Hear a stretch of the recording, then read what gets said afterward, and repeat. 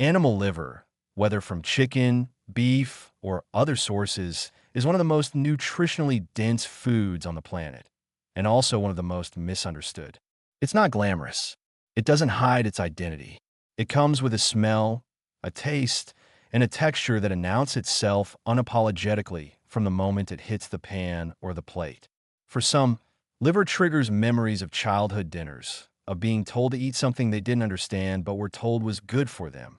For others, the mere idea of consuming an organ that filters blood is unsettling, bringing with it a wave of hesitation, even resistance.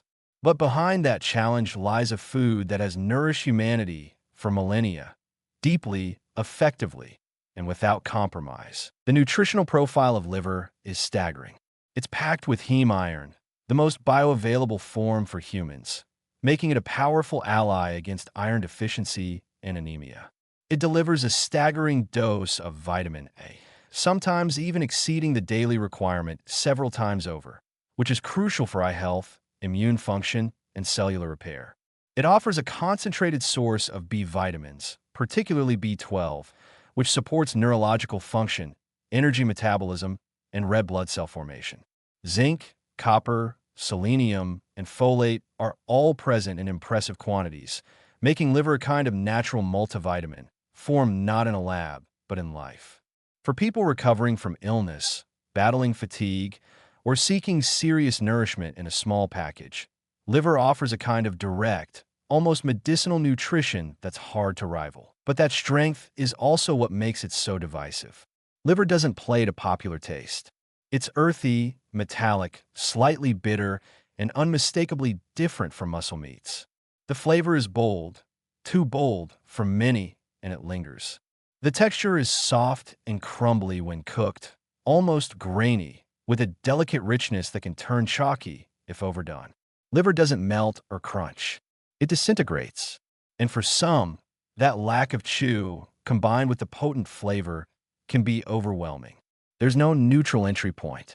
Liver is a taste you must learn, often slowly, sometimes never. Then there's the psychological hurdle, the awareness that you're eating an organ that filters toxins. It's a common concern, though one often misunderstood. While it's true that the liver processes toxins, it doesn't store them. What stores are nutrients, fat-soluble vitamins, minerals, and antioxidants, which is why it's so rich in those elements. But this concern, however scientifically addressed, still lingers in the back of many people's minds.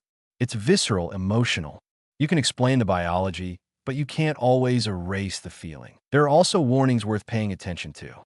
Because liver contains so much vitamin A, eating it too frequently, especially in large portions, can lead to hypervitaminosis A, a condition caused by excessive intake of this fat-soluble vitamin.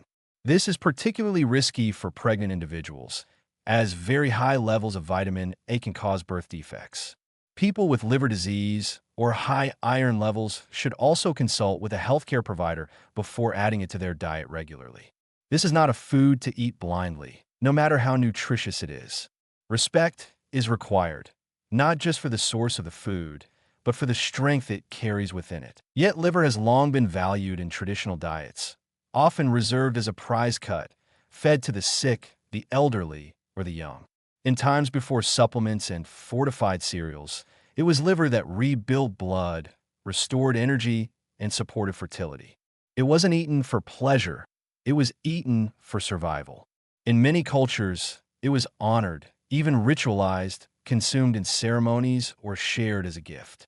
That reverence still lingers in some places today, even if in many parts of the world it's been reduced to a forgotten byproduct. The challenge now is to reconnect with that past, to see liver not as a punishment, but as a form of deep nourishment, one that demands a shift in perspective and palate. This means learning to cook it well, to soften the flavor with onions, spices, and herbs, to prepare it gently to avoid dryness or bitterness. It means introducing it slowly, mixing it into ground meats or pâtés, building a taste over time rather than expecting instant conversion. Liver rewards patience. It asks for openness. This is not food that flatters the tongue. It teaches. It tests. It humbles. It doesn't cater to modern aesthetics or taste trends. Instead, it delivers unapologetic ancient strength, the kind that built generations before supplements ever existed. It speaks of resourcefulness, of using every part of the animal, of honoring life through consumption without waste. In liver, there's a kind of honesty that's hard to find in the world of modern food. It's dense, it's real, and for those willing to face it, to taste it with respect and curiosity, it can become something more than just food. It can become a relationship with vitality itself. You won't crave liver the way you crave sugar or fat. But one day, when your body is tired or your system feels weak, you may feel it call to you, not because of flavor, but because of what it gives. And when that day comes, the bitterness may begin to taste like strength. The crumble may begin to feel like power. And what once repelled you might suddenly feel like exactly what you needed.